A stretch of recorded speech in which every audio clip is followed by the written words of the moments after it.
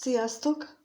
Megnézzük, hogy mi a helyzet az valaha szeretett kedvessel, aki valaha a szívetekben volt, és valószínűleg még most is van némi vonzalom, hogyha kíváncsiak vagytok, hogy mi van vele.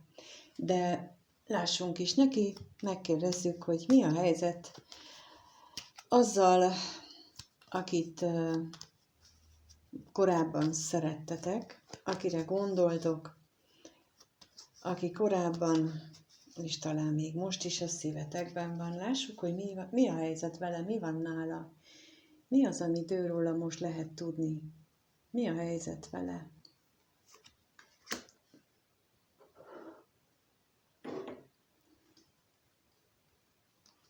Mi a helyzet vele?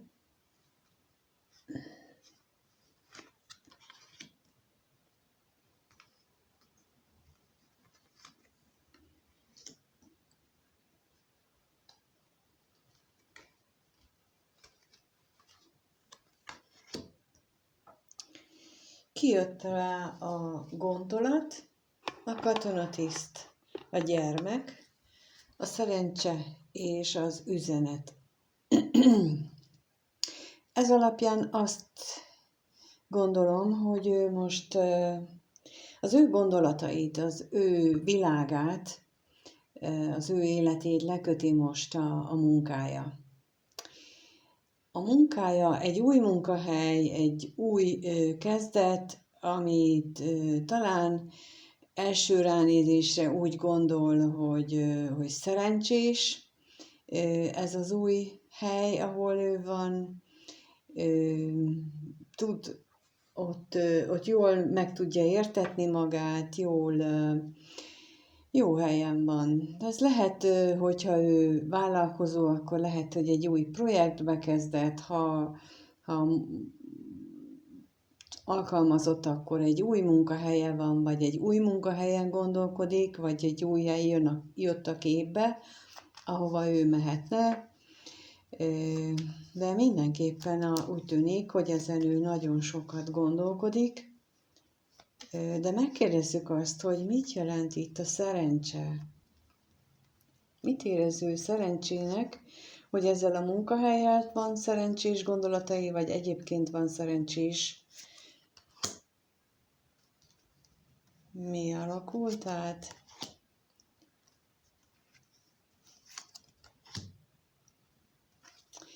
Kijött rá a halál, az özvegyasszony és az örvendezés. És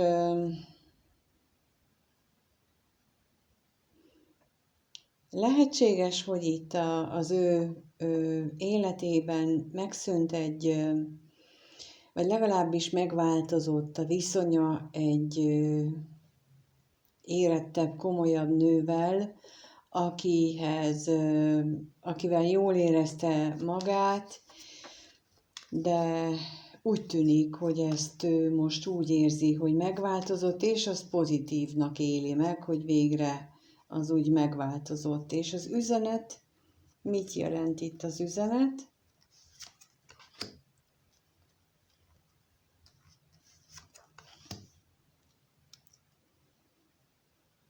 Kijött a szerencsétlenség és a szerelmes nő, és ebben az esetben egy nagyon szenvedélyes kommunikáció az, amit én itt ebből érzek. Egy nagyon tüzes, szenvedélyes hölgyel, aki az ő szívét foglalja, vagy lefoglalja. Akkor mit jelent itt a katonatiszt? Még arra is rákérdezünk.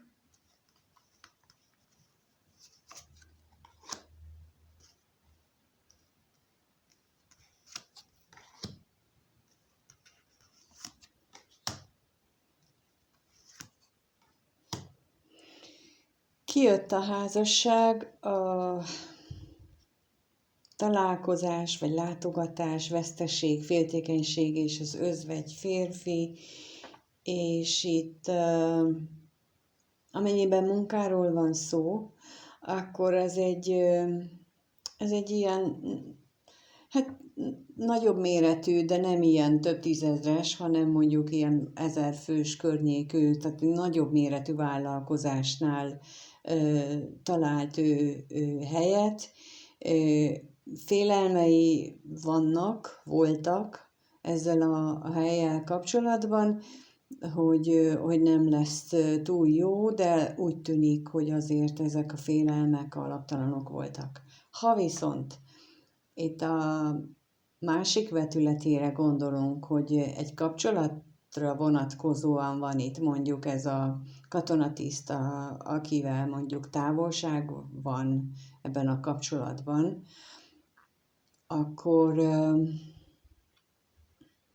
akkor ez egy olyan kapcsolat, amiben több szereplő is jelen van,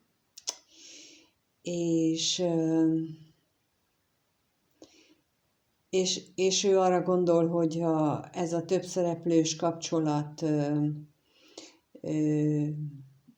rossz irányba alakult, vagy alakul, és magányosság vár ő rá.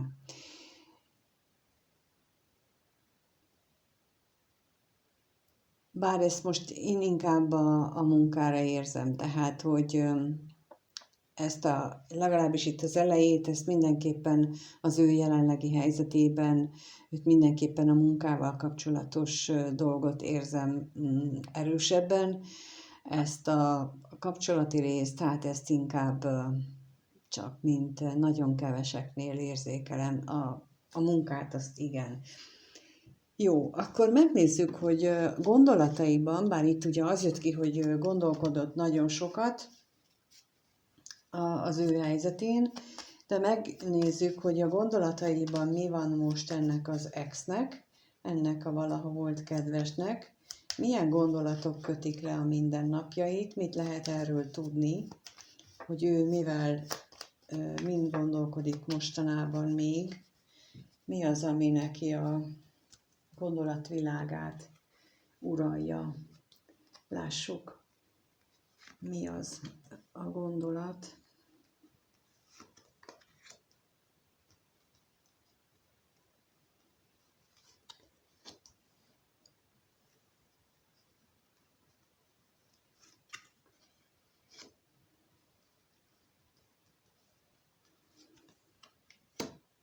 Kijött itt az ajándék, a szerelmes nő, a hűség, a pénz és a lelkész. És ezek alapján, ugye az előbb is már megjelent ott a kommunikációnál a szerelmes nő, és itt a gondolatnál ismét csak itt van a szerelmes nő,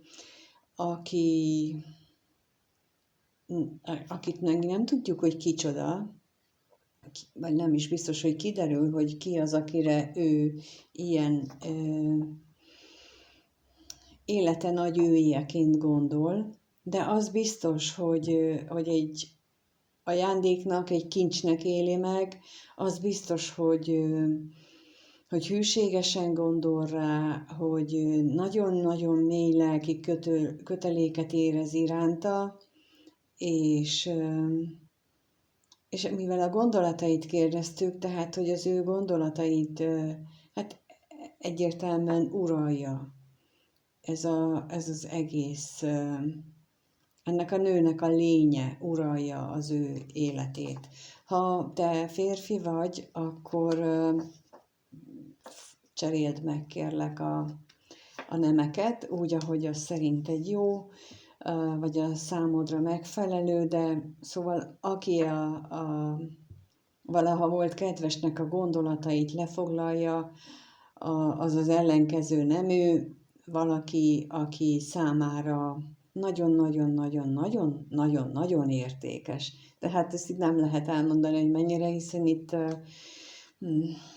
minden szempontból egy olyan lapok jöttek ki, ami azt mutatja, hogy ez a nő, ez mindent überel, bármit akarnánk is belegondolni, de akkor megkérdezzük, hogy mit jelent itt az ajándék, hát ha erről megtudunk valamit gondolataiban. és a lelkész.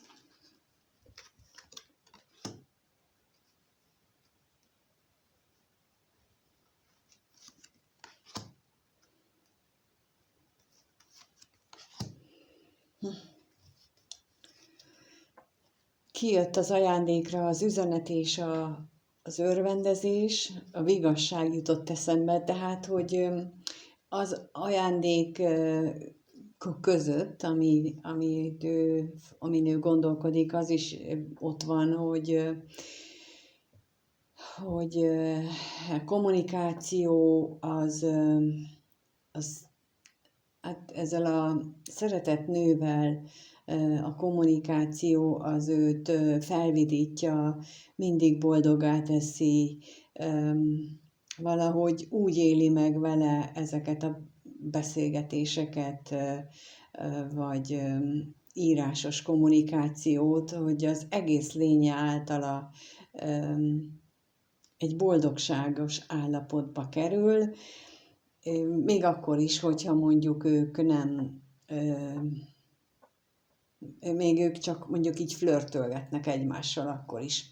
Tehát, hogyha nem komoly dolgokról beszélnek, akkor is, ha komoly dolgokról beszélnek, akkor is, tehát teljesen mindegy, hogy milyen témát hoznak elő, köztük a kommunikáció a valaha szeretett személy számára, az egy nagyon boldogító érzés. Most én nagyon feldobottnak érzem magamat, nagyon örömtelének érzem ezt az egészet, ahogyan egy a energia ebből átjön. És a lelkészre pedig kijött az özvegyember, a remény és az özvegyasszony, és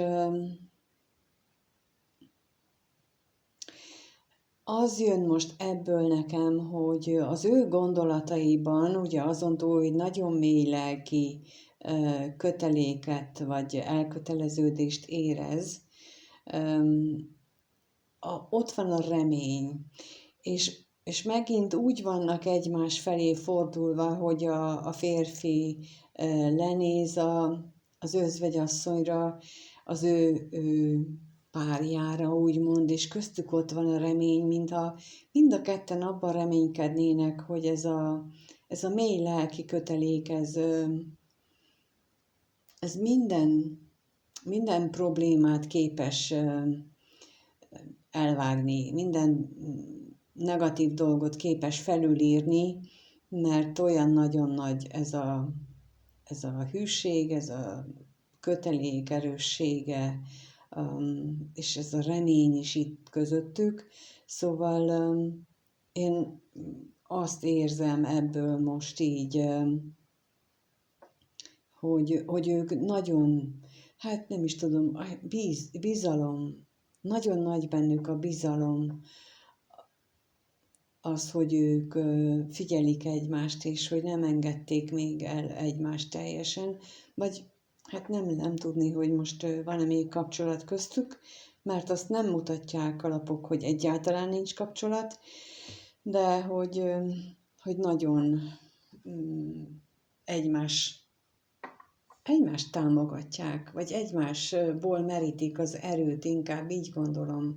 És itt ugye az üzenet és az örvendezés ez csak megerősíti, hogy mind a ketten figyelik egymást, és ez adja nekik az erőt a mindennapok elviseléséhez. Milyen érdekes. Jó, hát akkor megnézzük azt, hogy hogyan érez most milyen érzései vannak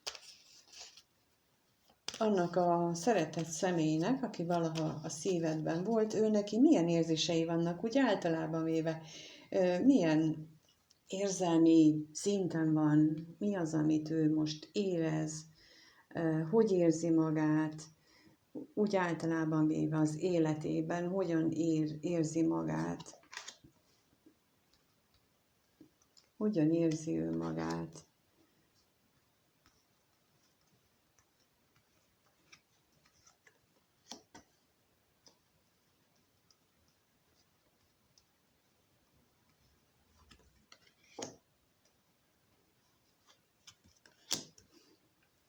Kijött a katonatiszt, a szerelem, a vágy, az örvendezés és az üzenet, és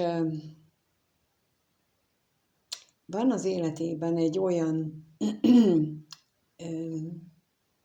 szerelmes érzés, ami nem tehát nem a mindennapjainak a része, inkább így mondom, hogy így egy távoli szerelem, ami lehet fizikai távolság, inkább így gondolom, de nagyon-nagyon vágyik arra, hogy ezt megélje, megtapasztalja, hogy ezt az örömöt, amit ez a szeretet, ez a szerelem tud számára nyújtani, ezt így nagyon vágyik rá, hogy megtapasztalja.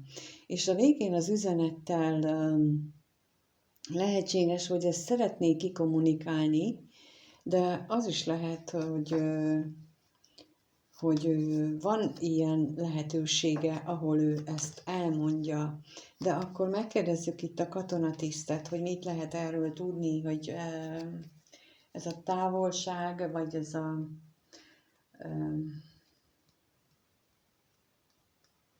távoli szerelemről mi az, amit tudhatunk.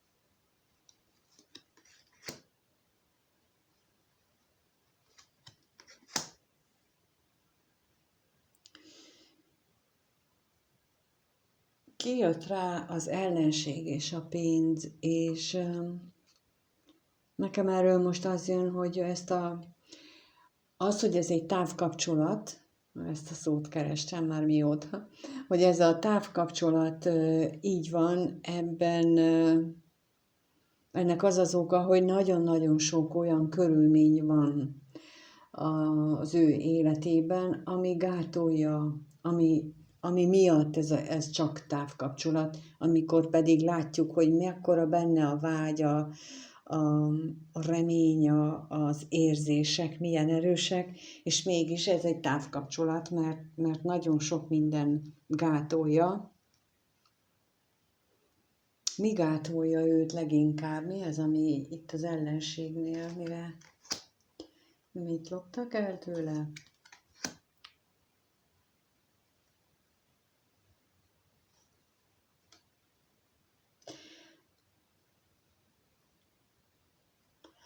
Kijött rá Tolva és az özvegyasszony,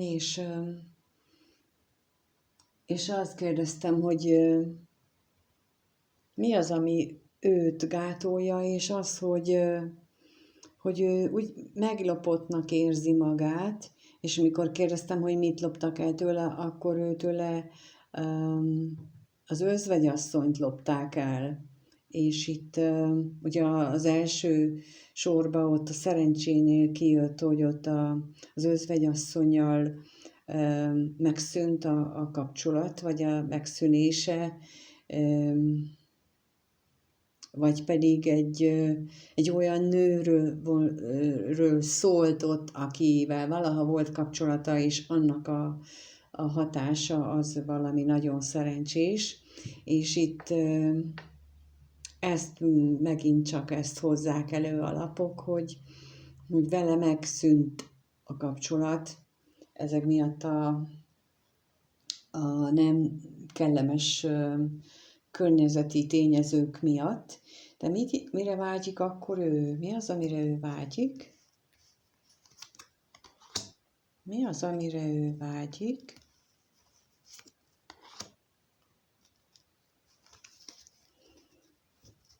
Mi az, amire ő vágyik?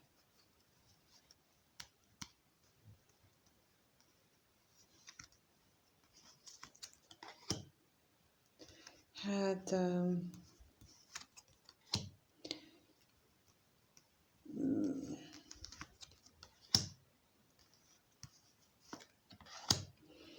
kijött rá a kevés pénz, a bosszúság, a hamisság, a veszteség, a szerencsétlenség és a házasság. Szóval, hogyha én ezt így most visszafelé nézem, vagyis jobban mondva úgy olvasom össze, akkor az ő legnagyobb vágya, hogyha ő most egy kapcsolatban van, vagy van valamilyen kapcsolódás az életében, amire minden rossz elmondható, ami itt így fel van sorolva, hogy veszekedés, hazudozás, nagyon durva veszekedés, nagyon durva megélések, de itt benne lehet az is, hogy függőség, bármilyen függőség, hogy ezek szűnjenek meg. Ez az ő legnagyobb vágya, hogy hadd örülhetne végre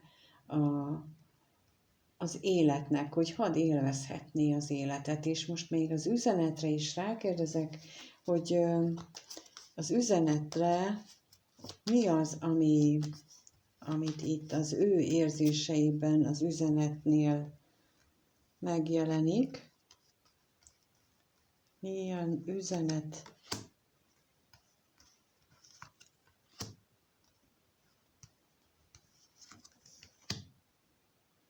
Kijött rá a szerencse, a remény és a gyermek, és a szerencsét itt a sorsnak érzem, tehát ő abban reménykedik, hogy a sors közbeavatkozásának hatására egy új kommunikáció tud elindulni az életében. Kivel szeretne ő kommunikálni? Megkérdezzük még, hogy esetleg ki az, akivel ő szeretne kommunikálni. Ezt megtudhatjuk-e, hogy kivel szeretne ő kommunikálni.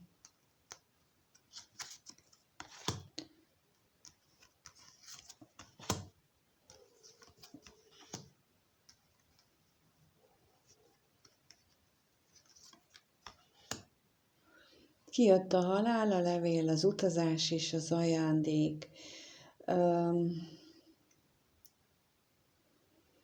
Olyannal, akivel megszűnt a kommunikáció, és ha újraéledne, akkor az számára egy ajándék lenne.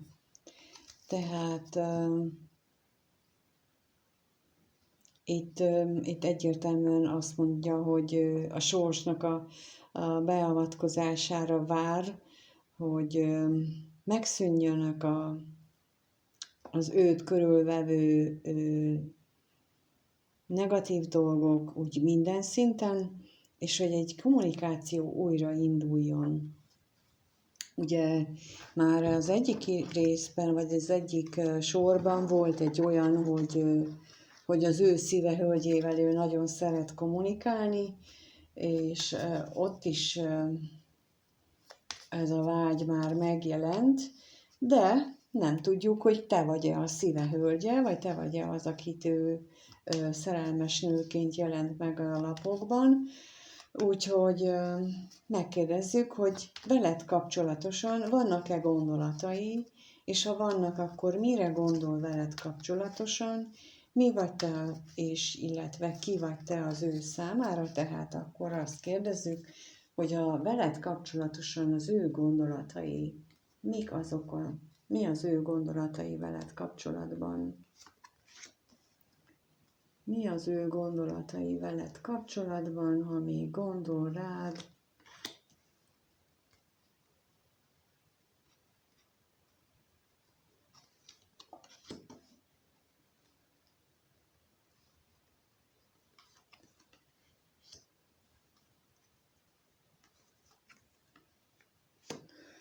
Kijött a féltékenység, a tolvaj, a bosszúság, szerencse és a lelkész, és ez alapján én azt gondolom, hogy félelmek vannak benne, valószínűleg amiatt,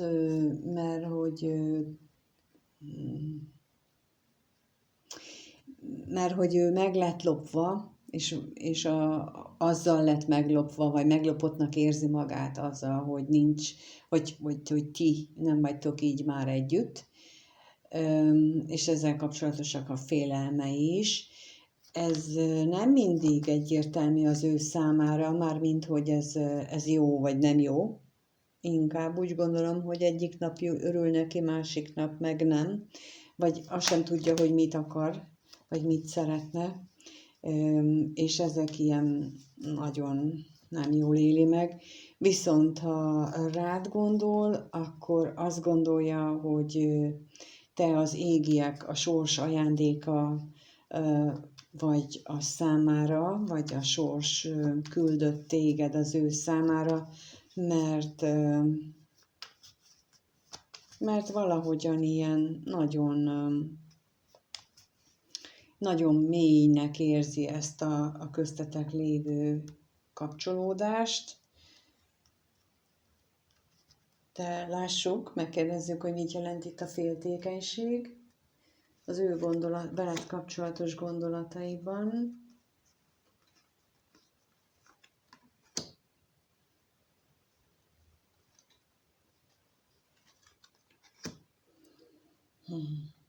Kijött az ellenség, a gyermek és a vágy, és bár nagyon sok minden akadályozza az ő jelenlegi helyzetében őt, mégis újra életek benne a vágyak irántad. Én nagyon ezt érzem, és mit jelent itt az ő gondolataiban a tolvaj? Mi az a tolvaj itt? Mi ez a tolvaj?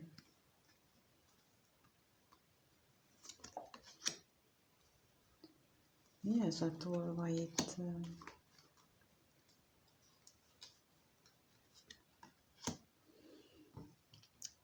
Kijött a katonatiszt, a halál és a gondolat, és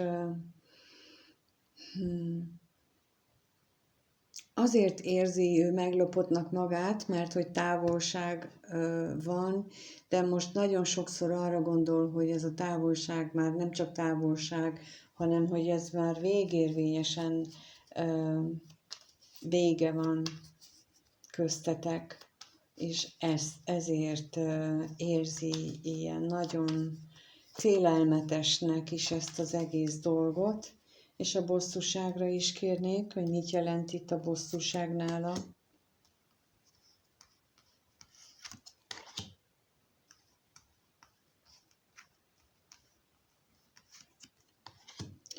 Kijött rá a levél, a betegség és az állandóság, és azon bosszankodik, hogy azon túl, hogy megszűnt köztetek a kapcsolat, hát kommunikálni se nagyon kommunikáltok, és ezt ő nagyon-nagyon nehezen éli meg. Ezt ő nagyon-nagyon nem örül neki, és a lelkészre is kérek még, mi ez itt a lélek kapcsolódás, vagy mi ez?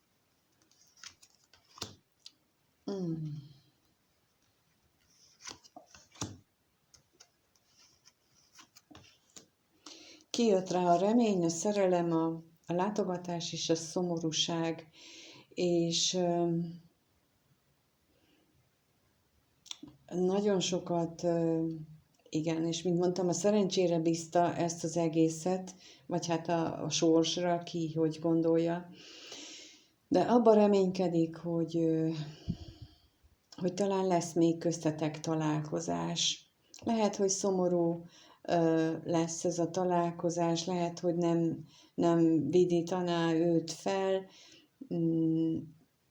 de nagyon-nagyon szeretné, és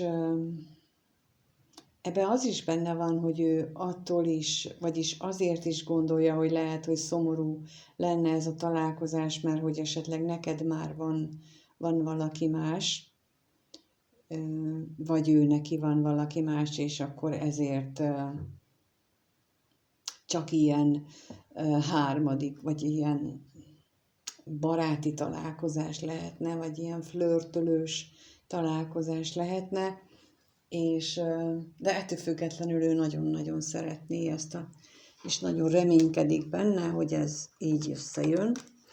És akkor megnézzük még, hogy milyen érzések vannak benne veled kapcsolatban. Tehát ő mit érez ő irántad, mit érez ő veled kapcsolatban, mit érez ő a valaha szeretett, kedves veled kapcsolatban. milyen érzések vannak benne. Ezt megnézzük.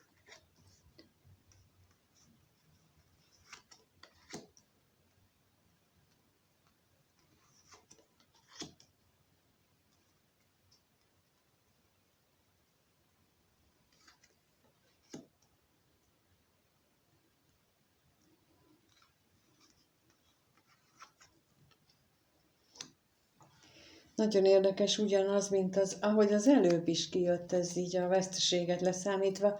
Tehát, hogy ő azt érzi, hogy ő nagy lelki veszteség érte, azzal, hogy ti nem vagytok együtt, viszont nagyon reménykedik még abban, hogy szeretted még őt,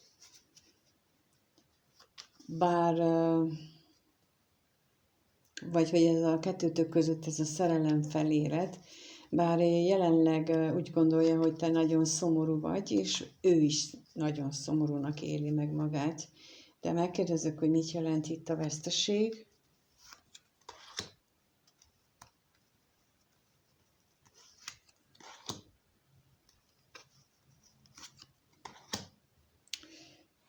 Hamisság, katonatiszt vágy,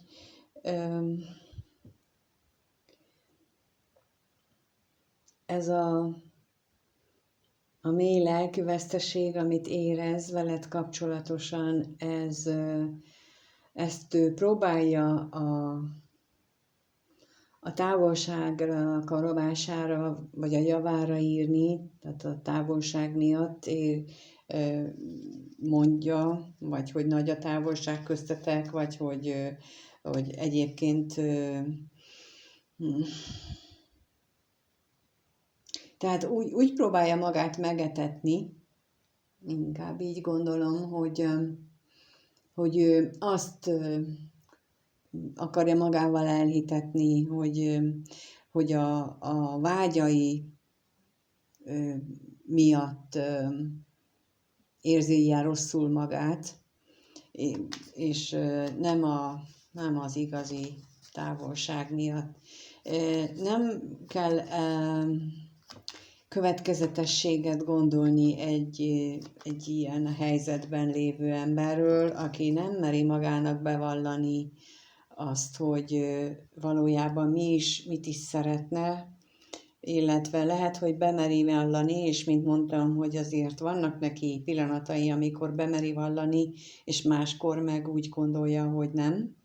És akkor megkérdezzük, hogy mit jelent itt ez a szerelem az ő érzéseinél, mire vonatkozik. Állandóan erre gondol, mert kijött a gondolat és az állandóság, tehát, hogy mint mondtam, tehát, hogy arra gondol, hogy most akkor ő szerelmes, tehát most miért gondolok én ilyen sokat rá, miért érzem én így magamat, most akkor ez most szerelem, most ez tényleg az, vagy csak beképzelem, vagy csak vágyom utána, hogy szeretnék vele testileg érintkezni, vagy szóval ilyen ezernyi ilyen kérdés zsong a fejében, és emiatt aztán nem lehet őt erről nagyon bántani sem ezért, mert ő nem tudja szerintem. De a szomorúságra is kérnék szépen, miért szomorú ő ilyen nagyon? Miért szomorú ő ennyire?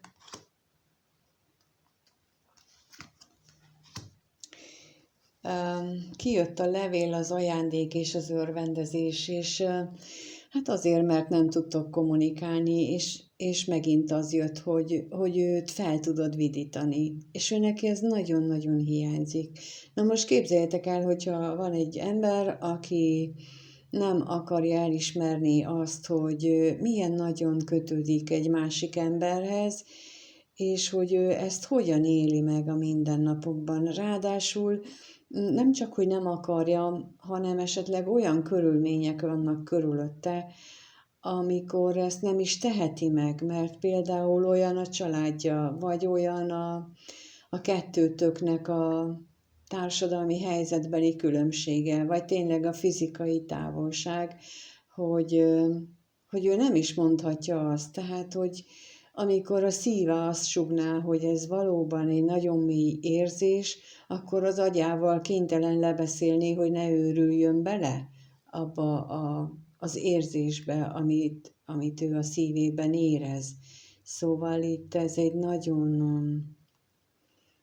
nagyon kettős dolognak érzem én,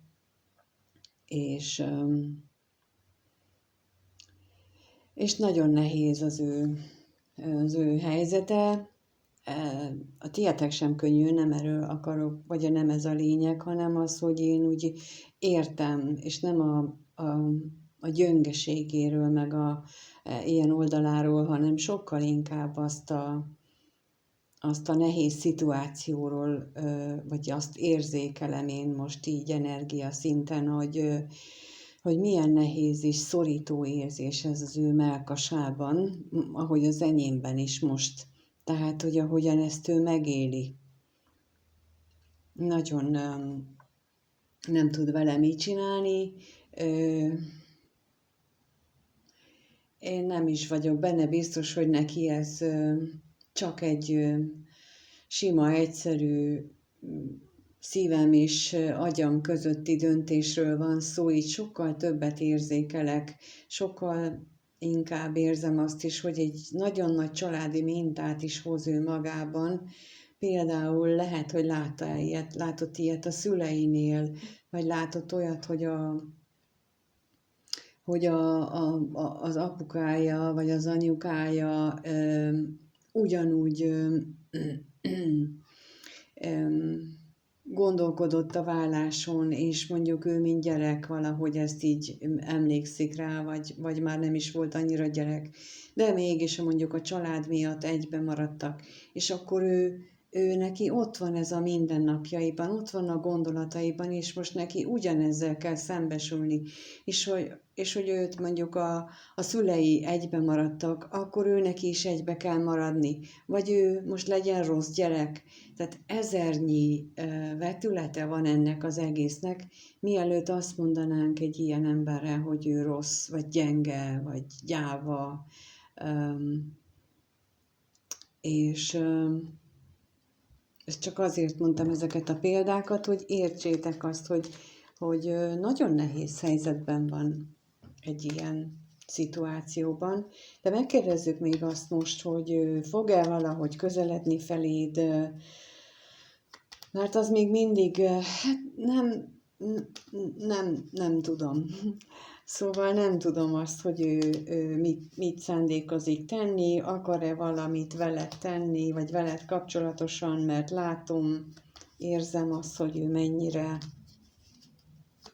mennyire küzd ezzel az egész érzéssel, de megkérdezzük azt, hogy a következő 1-2 hétben veled kapcsolatosan neki lesznek-e fizikai, konkrét lépései, fog-e hozzád mondjuk közeledni a következő 1-2 hétben a valaha szeretett kedves.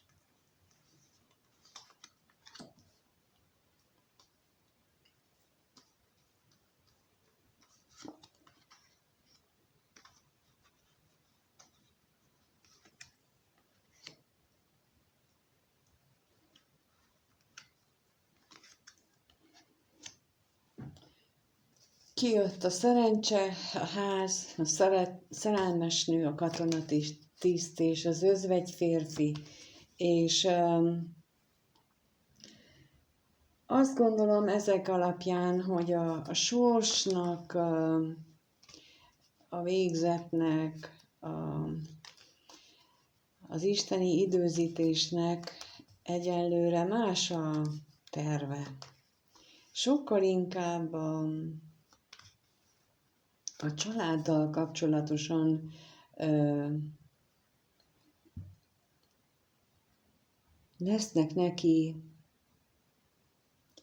családdal kapcsolatosan lesznek neki feladatai, elintézendő dolgai. De te, mint szerelmes nő, ugye azt kérdeztük, hogy fog-e hozzád, feléd közeledni, te, mint szerelmes nő, ott vagy a középen, az élete középpontjában, és a katonatiszttel azt látom, hogy távolság lesz továbbra is köztetek, ő ennek az egésznek így hátat fordít, ő egyelőre nem akar ezzel foglalkozni. Ha úgy mutatják a lapok, hogyha ő neki az otthonával, a családjával kell valamilyen dolgot lerendezni, akkor teljesen érthető, hogy most ő nem rád fókuszál. De megkérdezem, hogy mit jelent itt ez a ház? Mit jelent, mi az, amivel ő neki foglalkoznia kell? Mit jelent itt ez a ház?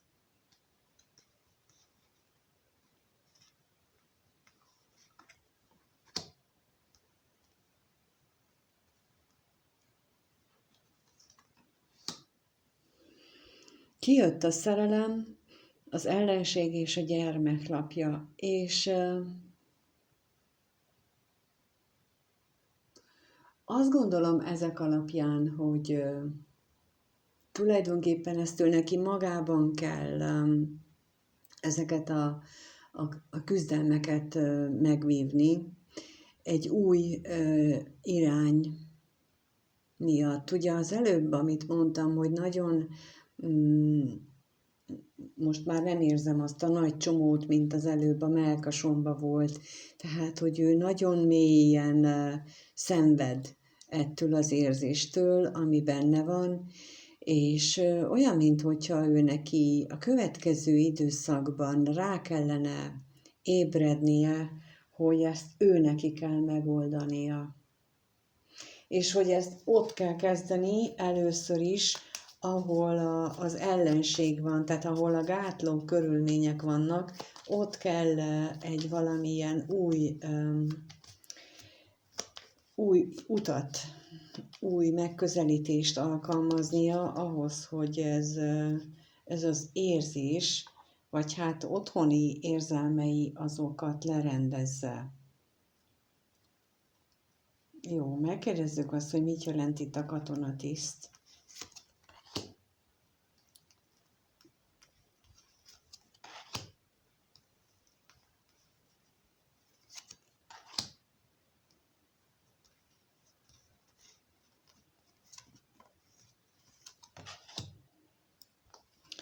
Kijött a gondolat, a bíró, a lelkész és az özvegyasszony, és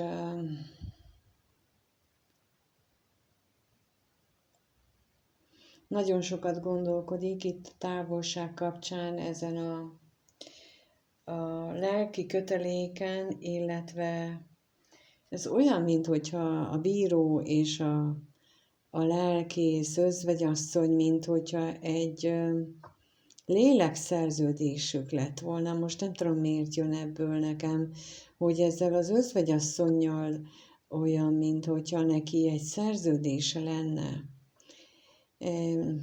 Egy nagyon mély lelki szerződése, és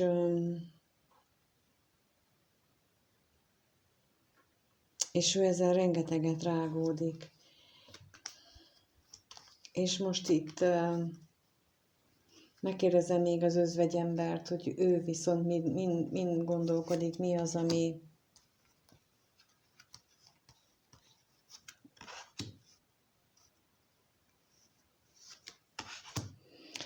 kijött rá a hamisság, a betegség és az állandóság, és valahogy nekem itt közben, ahogy kiraktam a hamisságot, itt a függőség jött ki, tehát, hogy ő neki ezzel vannak még nagyon-nagyon rendezendő dolgai, úgyhogy a következő 1-2 hétben biztosan nem rád fog fókuszálni, nem azt jelenti, hogy egyáltalán nincs esélye annak, hogy ti valamilyen módon kommunikáljatok, vagy találkozzatok, bár nem látszik, de az esélyt azt mondjuk nem nulláznám le, viszont az látszik, hogy ő saját magával van elfoglalva, az ő életével, hogy azt hogyan tudná itt rendezni. És úgy tűnik, hogy a sors is ebben támogatja, úgyhogy ez az, ami egyenlőre látszik. Köszönöm, hogyha itt voltatok, köszönöm, ha lájkolsz, feliratkozol, ha megírod a véleményedet, ha megosztod a videót, ha egyszerűen csak itt vagy. És minden jót kívánok nektek, és neki is, mindenkinek. Sziasztok!